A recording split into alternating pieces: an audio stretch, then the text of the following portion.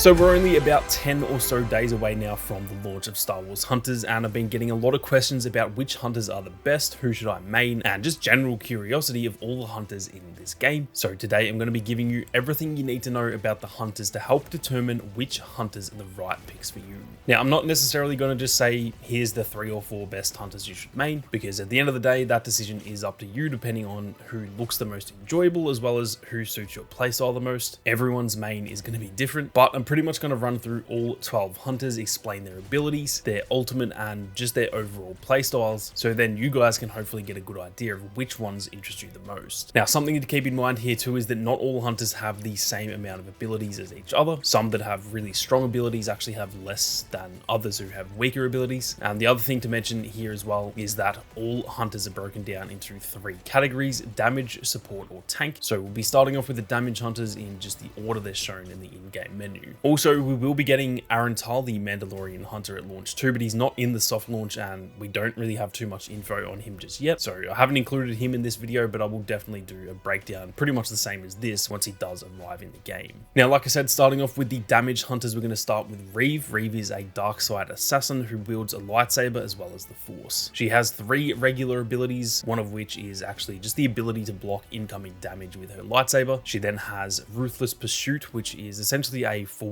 dash while swiping her saber to deal damage. And then lastly, she does also have a lightsaber throw too. She then also has an extra ability that some hunters have called a talent, which are usually more like movement based abilities or supplemental abilities. And her talent is called Vicious Leap, where she pretty much leaps forward using a force jump. As for her ultimate ability, this one is called Crushing Will, and this ability sees her using the Force to stun enemies around her, then pull them towards her from all directions, providing they are close enough, while dealing a bit of damage too. And then obviously once they are close and they're stunned, she can very easily deal with them with her lightsaber. Overall, Reeve's playstyle is very aggressive. She obviously needs to get up close and personal to deal damage, but once you are close to your enemies, you can genuinely dominate if you play your cards right. So Reeve is a very fun character to play as. Moving on, we have Diago, who is known as the Miraluka Sharpshooter, and he uses a long-range weapon called the Slug Thrower Rifle that deals very solid damage, and it actually deals double the damage when you ADS, but it does have a slower rate of fire while doing so. Diago has the ability to grapple onto certain ledges throughout each map by double jumping, allowing him to get out of harm's way if enemies are getting too close. He also has a proximity mine that he can place down, which deals damage and knocks enemies back when they get too close. And then lastly, he has an ability called Heightened Senses that briefly reveals nearby enemies even through walls, allowing him to get intel on the enemy team for a short period of time. As for his ultimate, this thing is called Piercing Rounds, and he essentially loads high density slugs into his rifle, which not only deal explosive damage, but they also pass through multiple enemies and deal damage to all of them. So if you line up a few enemies, you can deal damage to all of them at the same time. And so this ultimate is definitely one of the strongest in the game when it comes to dealing damage. Overall, Diago's playstyle is pretty well rounded. He can deal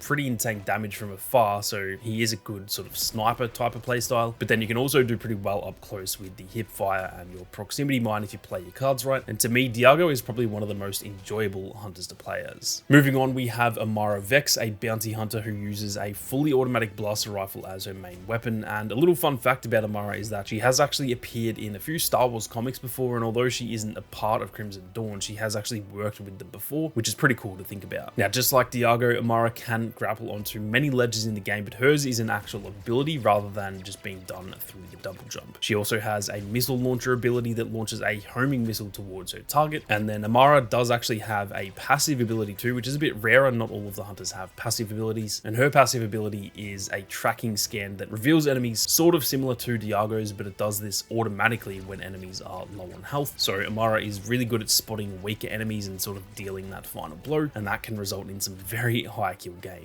As for her ultimate, I mentioned Diago's deals crazy damage, but Amara's might be even better. This one is called the Seeker Salvo, and it sees her fire a continuous barrage of missiles that auto lock onto enemies that are in your line of sight, dealing absolutely insane damage if you can get most of them to hit. Overall, I'd say Amara's playstyle is one of the simplest in the game. She is an absolute killer and is probably one of, if not the single best damage dealer in the whole game. Her missiles combined with her full auto blaster allow you to just constantly send damage down range at your enemies, and once again, she is a really fun character to play as. Next up, we have J3DI, who is one of the coolest concepts for a character in this whole game, being a droid who's been programmed to fully fully believe that he's a Jedi when obviously that is not the case, but he does use a proper lightsaber as his weapon. Just like Reeve, the other lightsaber wielder, one of J3's abilities is that he can block incoming damage with that lightsaber. He also has an ability called Faux Pull, which causes his arm to extend out and grab a nearby enemy, dragging them towards him for an easy kill. And obviously the name is a play on words, being called Faux Pull instead of Force Pull, because again, a droid obviously can't use the Force, but this is sort of his version of a Force Pull. He then has a really good passive ability where as you take damage, parts of J3's body actually start to fall off and lay on the ground, but you can then pick them back up and heal yourself just a little bit. So if you're constantly collecting those pieces, you can take a lot more damage than you would otherwise be able to. As for J3's ultimate, this one is called Whirlwind, and it causes his torso to essentially just spin in a circle on repeat, damaging anyone in your vicinity. And when you can manage to get enemies bunched up and use this, I'm not joking, you can sometimes kill the entire enemy team with this before they really even have a chance to do anything in return. Overall, J3's playstyle is somewhat similar to Reeve, seeing as they are both lightsaber wielders. However, Reeve is much more agile and has less health, where J3 is definitely a little bit slower, but he is also tankier, being more of like a heavy melee character compared to Reeve. Now, lastly, for the damage hunters, we have Utuni, who, yes, is literally two Jawas stacked on top of each other in a trench coat. This game does not take itself too seriously, and because of that, we have got some awesome concepts for their characters. Now, Utuni is actually very unique because these guys actually have two different weapons that you can switch between in game, one being an arc caster that is really solid at range, and the other one is a pulse blaster, which pretty much just shoots electricity like a big taser and deals pretty decent damage at closer range instead. Now, that is pretty much one of their abilities right there, just switching between the blasters. He also has an ability called Hands Off, where he uses his blaster to sort of cause a sonic boom that knocks enemies back while knocking himself out of harm's way too. And then lastly, he has a sonic imploder that is essentially a grenade, which drags enemies in towards his explosion, dealing only a little bit of damage, but it is also useful for grouping enemies up and then dealing damage with your weapons. Utuni does also have a talent like Reeve, which is that he drops a sonic grenade when he dies, so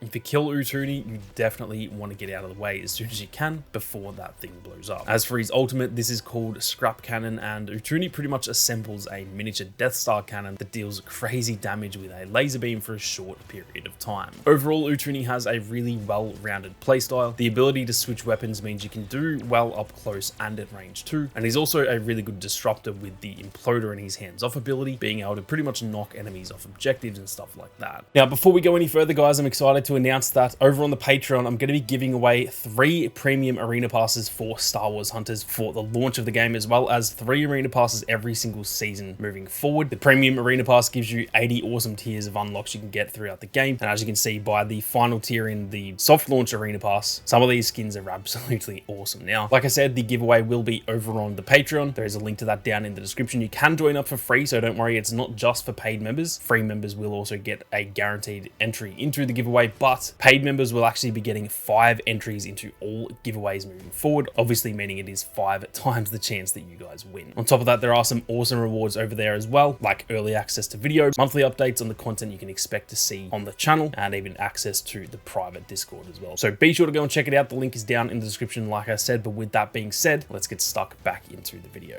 Now, moving on to the support hunters, we're going to start off with Skora, a Rodian healer who is definitely a little bit out there. Her weapon is a dart gun that not only damages enemies, but if you shoot teammates with this, it will also heal them too. Adding on to that, she then also has an ability called Stim Shot that will shoot a stim dart at a nearby teammate, providing temporary health, or if they're already full health, this actually buffs their health even higher. She also has an ability called Adrenal Boost that pretty much causes her to sprint much faster than normal for a short period of time, and this one has 2 charges, meaning you can use it multiple times in a row, or you can just use it once and save another in reserve while the first one recharges. She then also has a passive ability where if you take damage, once you've been out of combat for a while, she will actually just automatically heal herself. So if you get to safety before you die and just stay hidden, you can constantly heal up, which is really handy. As for her ultimate, this is called Unstable Cocktail, where she throws a large canister on the ground, creating a sort of acidic pool, which will deal really solid damage to enemies, but it will also heal any teammates who stand in it as well as yourself. Right now, I honestly think Skora is the best hunter in the game, or at least top 2. She has a really fast, aggressive playstyle playstyle that's not only great for getting kills, but supporting your teammates as well. Next up, we have Sprocket, who is the Mon Calamari prodigy, and he has one of the coolest weapons in this whole game, seeing as he doesn't actually fire the weapons himself, rather it's these two training droids that do the shooting for him, and these things are really satisfying to use. His main ability is probably the medical droid, which causes him to put down a droid that heals nearby allies. He then has a drone defense ability that deploys drones through a nearby teammate and himself, granting damage reduction to help himself and that teammate stay alive. And then he also has another drone ability called the targeting drone, which reveals nearby enemies and actually does the opposite of that last one, increasing the damage taken for that enemy. He also has a talent called turbocharged, where once you get to critical health, you will get a movement speed boost, which will help you get away, as Sprocket is definitely a little bit on the slower side. Now, as for his ultimate, this is the ultra turret that, exactly as it sounds, just causes him to put down a turret that automatically shoots at anyone in its line of sight. Overall, Sprocket is a really fun character. He obviously has a support playstyle, but in a slightly different way than Scorer, and although he is a bit harder to get the hang of, I do think he's actually one of the more crucial hunters in the game in order for any team to do well. Now, lastly, for the support hunters, we have Zaina, a rebel war hero who uses a medium range blaster, and its base skin is actually a DL-44, the same weapon as Han Solo. She has a back to bomb ability that allows you to throw one at the ground, healing yourself and any teammates in the vicinity too. And then she also has a dodge roll that allows her to get out of the line of fire really quickly, while also having 2 charges, and this will also slightly reset your weapon overheat while you do it, meaning that every time you use that dodge roll, it pretty much counts as a reload when you roll. She also has a passive ability that causes the back to bombs to increase their health on teammates who are very low on health. Now, as for her ultimate, this thing is called Rallying Cry, and is essentially just a massive health buff where she plants down a flag that heals anyone in range with a huge amount of temporary health. Overall, Zaina is probably just behind Scorer when it comes to being the best overall healer. She's definitely not even close in terms of dealing damage as Scorer or Sprocket are, so she is probably a little bit harder to get the hang of, but she is definitely a lot of fun still, and is more of that like true support role where Scorer and Sprocket can kind of balance support with dealing damage as well. Now, lastly, we have the tank hunters, who are the last 4 to go through, and obviously it goes without saying, the tank hunters are very tanky and can absorb a huge amount of damage from their enemies. Starting off, we have Char, the Trandoshan trapper, who uses a scattergun, which is essentially a shotgun, as his weapon. Char has an ability called Regen Booster, which is absolutely insane. It essentially makes him invulnerable for a few seconds, and every bit of damage that he takes, he actually absorbs it and heals himself with that damage. He also has a snare trap, which you can throw down, and it will trap anyone who goes near it for a few seconds, meaning they obviously can't get away, and that leaves them very open to attack. Similar to that ability too, he also has the laser tether, which is just attached to his body instead of a device, and so you can pretty much trap enemies to yourself as well, which is pretty awesome. He has a talent called Dig In, which pretty much just means that any knockback type of attacks that you get hit with just affect you less than they do against other hunters. Now, as for his ultimate, this is called Ferocious Hunt, and it briefly turns Char into a melee hunter, putting away his scattergun and opting to use his claws instead. Any kills you get with these melee attacks will actually extend the duration of the ability too, so you can go on some pretty awesome runs with this ability.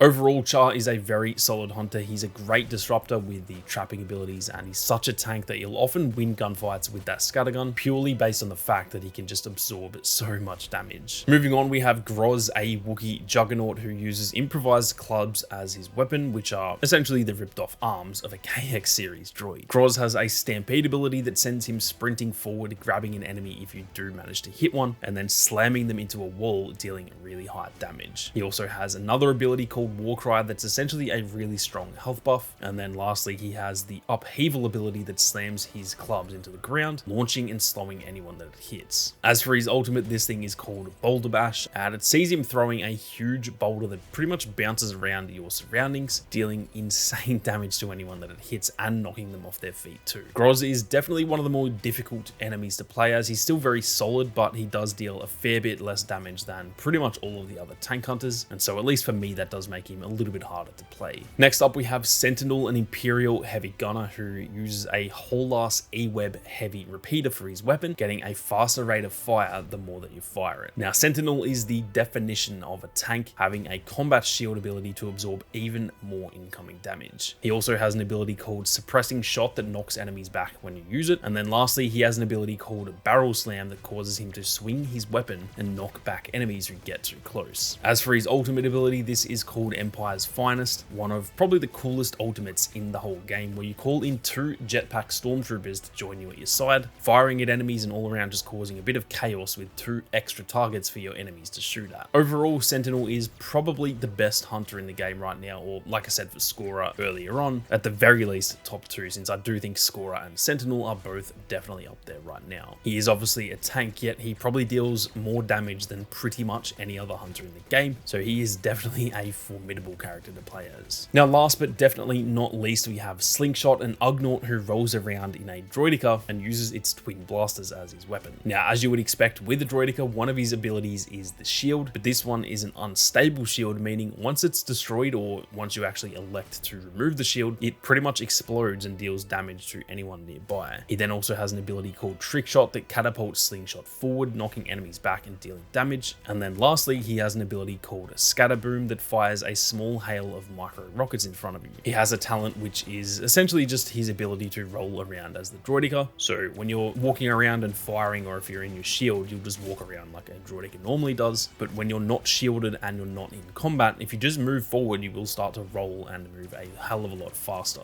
As for his ultimate, this is called Rocket Stomp, and it causes the droideka to jump up and then slam down 3 times, damaging and slowing enemies in the vicinity, and this is a really solid ultimate when it comes to using it on objectives. Overall, Slingshot has a really fun playstyle. He is tanky obviously, but he's very much faster than the rest of them, and he deals a lot of damage too, so he's probably one of the more underutilized hunters in the soft launch in my opinion, but he's a very viable option. So those are all 12 hunters and all of their abilities and their playstyles. Hopefully that helps you guys get a look at how they all play, which ones might suit you the most, and hopefully that can help decide on which one you might like to main once the game is finally here. This time next week, I'm also going to be doing a ranking from best to worst of all 12 of these hunters too, so that paired with this video is hopefully going to give you a good look at how they all play, but also who are the best hunters in the game. And I think from there, between both of these videos, that can hopefully give you guys a really good overview of all of the hunters in Star Wars Hunters. But that is going to do it for this one, guys. If you are new to the channel, be sure to subscribe for so much more Star Wars Hunters content just like this. But with that being said, thank you all very much for watching. You guys have a great day, and may the Force be with you